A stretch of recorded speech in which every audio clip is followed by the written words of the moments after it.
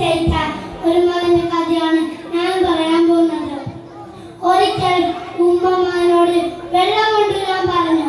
മകൻ വെള്ളം കൊണ്ടുവന്നു. അപ്പോൾ പാവമ്മ ഉറങ്ങിപ്പോയി. ശരിയല്ലാമൊക്കെ മകൻ ഉമ്മയുടെ അരികിൽ തന്നെ നിന്നു.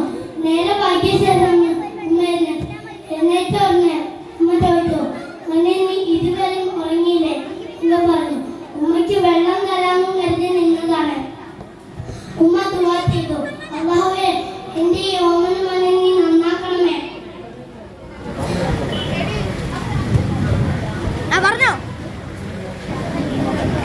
ഈ മകനാണ് ലോകപ്രസിദ്ധനായ ഇമാം നബവി റഹ്മത്തുള്ളാഹി.